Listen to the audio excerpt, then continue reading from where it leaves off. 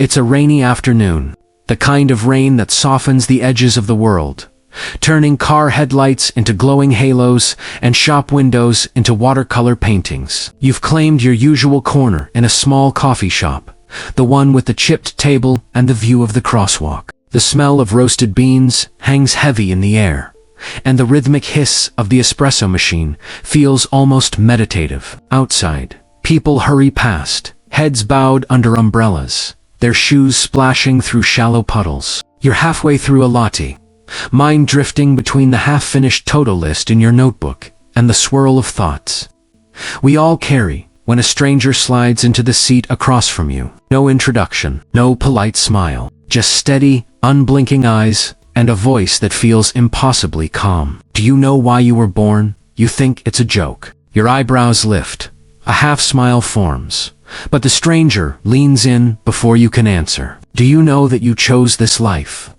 Something in their tone stops you from laughing it off. It's not arrogance. It's not even persuasion. It's the way they speak, as if this is a fact you've simply forgotten. And then they begin telling you things about your life they couldn't possibly know. The heartbreak you had at 17, the fight with your best friend, that still stings when you think about it. The way you sometimes feel homesick for a place you can't name. It's all part of your plan, they say. The blueprint you agreed to before you arrived here. You can't tell if you're frightened or fascinated. Even after the stranger leaves, the words echo in your mind. If this were a movie, maybe you'd chalk it up to a dream, a hallucination. But as you watch raindrops chase each other down the window, the thought won't go away. What if my life isn't random? What if the hard things weren't accidents? What if I chose them? This is not a new question in human history. Across time and culture, philosophers, mystics, and scientists have all wondered the same thing, and some have given startlingly similar answers. In ancient India, they called it Samsara, the endless cycle of birth, death, and rebirth, not as punishment, but as a kind of cosmic school where the soul learns through experience. In Buddhism, the ultimate goal is Nirvana, not a paradise in the clouds, but the extinguishing of craving, the deep peace that comes from being free of the cycle entirely. In Hinduism, it's Moksha, liberation from Samsara, a return to union with the infinite. Even the Stoics of ancient Greece, far removed from the Vedas and Sutras, spoke of an eternal recurrence, a repeating of life's patterns, where the only true control is in how one responds to them. And Socrates, standing in court facing the death sentence, told his judges, "To fear death, gentlemen, is nothing other than to think oneself wise when one is not. For no one knows whether death may not be the greatest of all blessings for a man." For Socrates, death wasn't an end, merely a doorway. Of course, philosophy speaks in metaphors, but science demands evidence. And strangely, a growing body of research has begun to hint that the ancient storytellers might have been onto something. Take Dr. Ian Stevenson from the University of Virginia. Over decades, he documented thousands of cases in which children, often as young as 2 or 3, described memories of another life, including names, places, and events later confirmed by independent investigation. Or consider the expanding field of near-death experience research. People on operating tables, clinically dead 4 minutes, report leaving their bodies, observing events in the room, and entering luminous realms, only to return with details they couldn't have known by any normal means. Does this prove reincarnation? No, but it unsettles the neat, linear story that life starts at birth and ends at death. If this is true, who chooses? This is where the mystery deepens. If souls truly return, who decides the script? Mystical traditions offer a strikingly consistent answer.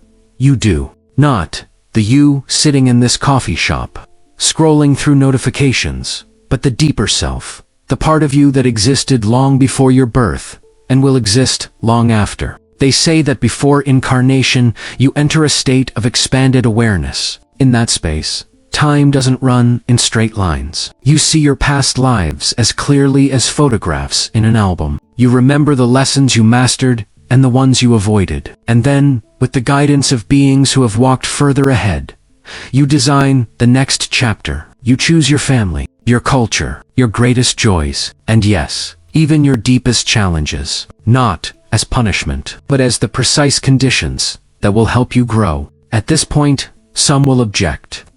If everything is chosen ahead of time, do we have any free will at all? Here, East and West converge in a fascinating way. The Eastern model of karma says that past actions create present conditions, but how you respond is entirely up to you. You may be born into poverty or wealth, health or illness, but within that frame, every choice plants a seed for the future. Meanwhile, Immanuel Kant, in 18th century Prussia, argued that while we are bound by the laws of nature, we also carry within us a moral law that allows us to choose freely, a kind of inner compass that points toward what we ought to do, not just what we want to do.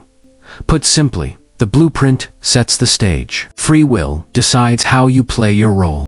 Think of it like a video game. Before the game begins, you choose your character, your starting location, and your difficulty setting. That's the blueprint. But once you're in, you're free to explore. You can take side quests, forge alliances, or go off the rails entirely. The map has boundaries, but how you move through it is up to you.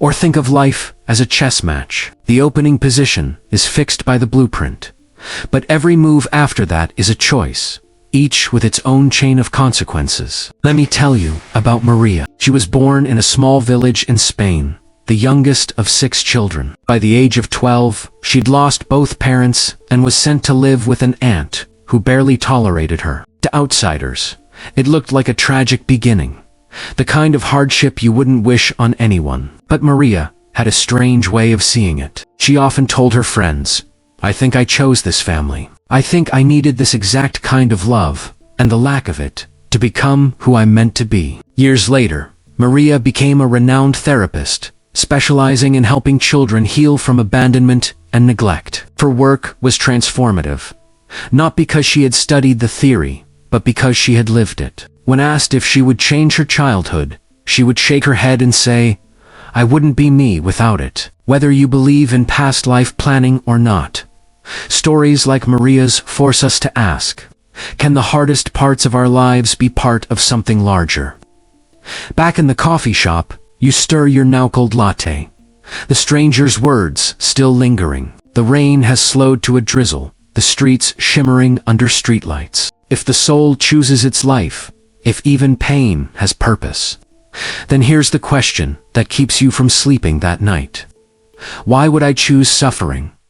That question is the doorway. It's easy to imagine choosing the good parts of life, the love, the successes, the moments that take your breath away. But suffering, the illness, the betrayal, the loss, if the soul really chooses its blueprint, why would it ever write pain into the script? To answer that, we have to go back, not just in history, but in perspective. Because the way a soul sees life before entering it is not the way we see it when we're inside it. Imagine you're at the top of a mountain, looking down at a trail you've just climbed. From up here, you can see every twist, every steep incline, every moment where you nearly gave up, and you can see how each obstacle was essential. Without the tough stretches, you wouldn't be standing here at all. Now, imagine that before you're born, your soul is at that summit, looking back over hundreds of lifetimes. It sees the themes. Maybe courage was developed in one life, but compassion was neglected. Maybe power was mastered, but humility ignored. Maybe love was learned only when it was lost. From that vantage point, pain isn't punishment, it's pressure. And pressure, as any diamond will tell you, is what creates brilliance. A student once went to her teacher and said, "I want to learn patience, but I don't want to suffer." The teacher smiled and handed her a cup of tea. She took a sip and immediately winced. "It's cold." The teacher poured another cup. This time, it was scalding hot. Again, she complained. Finally, the teacher poured a cup that was just right. But instead of letting her drink it, he set it on the table and began telling a long, meandering story. By the time she finally took a sip, the tea had gone cold again. Patience, the teacher said, is not learned in perfect moments. It's learned in the moments that make you want to quit. In Hindu and Buddhist thought, karma is often reduced to a kind of cosmic scoreboard. Do good, get good.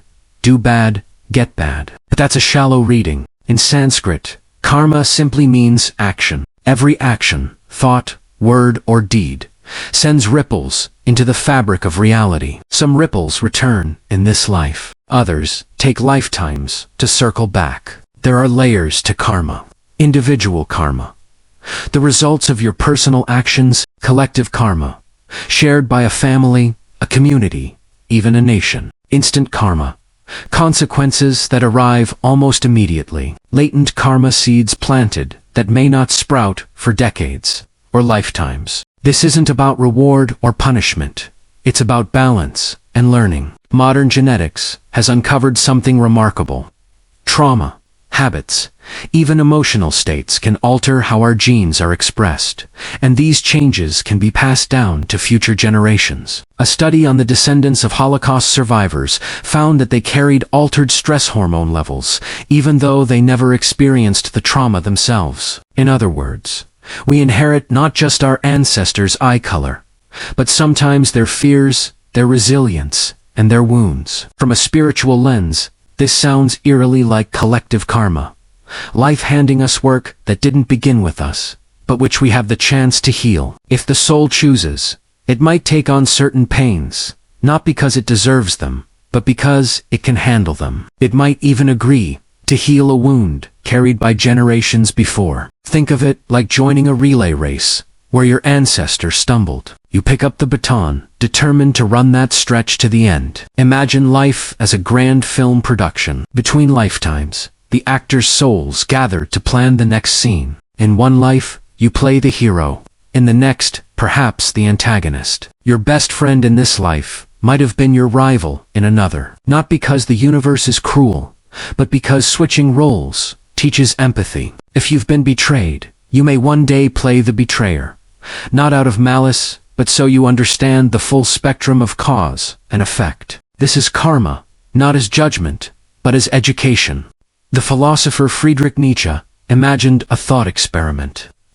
What if you had to live this exact life over and over, for all eternity, without changing a single detail? Would you curse the idea, or embrace it as the ultimate affirmation? His point wasn't about literal repetition. It was about living in such a way that you could say yes to your life, fully and without regret. And if reincarnation is real, perhaps that's exactly what the soul is trying to learn.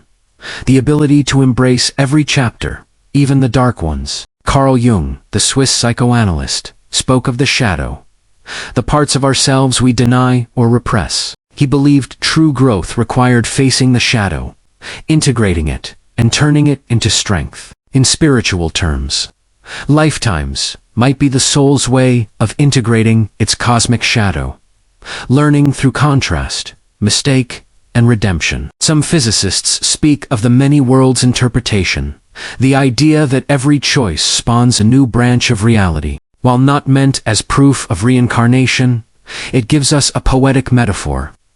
The soul might visit multiple branches across lifetimes, exploring all the ways a lesson can unfold. In this light, karma is simply the physics of the soul. If the blueprint is real, clues are hiding in plain sight. Repeated challenges, the same kind of relationship, ending job loss, or conflict showing up in different forms. Natural talents, skills you seem to have out of nowhere, perhaps carried from a past life. Deep fears, phobias, with no clear origin, possibly echoes of another time. Instant connections, meeting someone and feeling you've known them forever.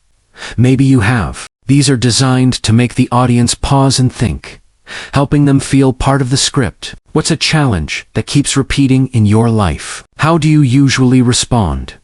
And what would happen if you chose differently? Is there a fear or skill you can't explain? Who in your life feels strangely significant, even if you've just met? If suffering is part of the blueprint, then maybe the question isn't why me, but what now? And maybe, just maybe, Every choice you make is a brushstroke in a much larger painting your soul has been working on for centuries. The stranger at the coffee shop never said it would be easy, only that it would be worth it. And if there is a point where the cycle ends, where you finally graduate, what would that graduation look like? That's where we head next. We've traveled far, from the coffee shop encounter to the soul's classroom, through karma's threads and science's echoes. Now comes the question that's been quietly humming in the background. If the soul is caught in this great cycle of birth, death, and rebirth, what happens when the cycle ends? Across traditions, the graduation from reincarnation takes many forms. Moksha, Hinduism, liberation from the cycle, reunion with the ultimate reality Brahman. Nirvana, Buddhism, extinguishing the fires of desire and aversion, awakening to the nature of reality. Union with God, Christian mysticism, the soul fully aligned with the divine, no longer needing a body. The overman Nietzsche, a self-factualized being who has embraced and transcended all of life's contradictions. Though the words differ, the essence is the same. The soul no longer has to return. Mystics often say that when you reach liberation, you face a choice. Transcend completely. Move beyond the physical plane, exploring dimensions and realities we cannot yet imagine. Return as a guide. What Buddhists call the bodhisattva vow, choosing to come back not for personal growth, but to help others awaken. Some believe that the greatest spiritual teachers, from the Buddha to lesser-known saints and healers, are souls who chose option 2. If we plan our lives before birth, why do we forget? Mystical thought calls it the veil of forgetfulness. It's not a cosmic oversight, it's a feature. If you remembered every past life, the learning here wouldn't be genuine. You'd cheat by avoiding pain or chasing only pleasure. The forgetting forces you to live fully in the present, making choices without the bias of knowing the ending. And yet, sometimes, the veil thins. A dream that feels more real than waking life. A déjà vu so intense it leaves you shaken. A deep connection with a stranger that feels ancient. These moments are like postcards from the other side. Small reminders that the blueprint is real. Maybe you're skeptical. Maybe you see all of this as metaphor. That's fine, because even as metaphor, the life as a classroom idea works. If you acted as if you chose this life, with all its beauty and brokenness, you'd stop seeing yourself as a victim of random chaos. You'd start asking, what can I learn from this? How can I grow here? How can I turn this into something that helps others? This shift in perspective alone can change the entire texture of your days. Practical ways to live your blueprint. Reframe suffering. Instead of asking, why me? Try what now? Look for the lesson in the challenge. Notice patterns. Keep a journal of repeated themes in your life. Ask yourself, am I handling this differently each time or the same way? Act with karma in mind. Imagine every choice planting a seed you might harvest in the future. What do you want growing in your garden? Practice presence. Whether you believe in past lives or not, the only place transformation happens is now. Serve where you struggle. Often, the wound you've worked hardest to heal becomes the very gift you can give others. We return to the coffee shop from part 1. The rain has stopped. The light outside turned golden. You're packing up to leave when you notice something under your coffee cup. A folded piece of paper. In neat slanted handwriting, it says, "You wrote this life yourself. Live it as if you meant every word." You look around for the stranger, but they're gone. Only the faint smell of rain and coffee remains. If you truly believed you chose this life, every joy, every heartbreak, every coincidence, what would you do differently tomorrow? Key takeaways for the viewer. Your life may be part of a larger blueprint, chosen for growth, not punishment. Suffering can be purposeful, whether through karma, inherited patterns, or personal vows to grow. Free will is the brush in your hand. The blueprint may set the frame, but you decide the painting. Graduation from the wheel is possible, and you choose whether to transcend or return to guide others. Even without belief in reincarnation, living as if you chose your life can shift you from victimhood to empowerment.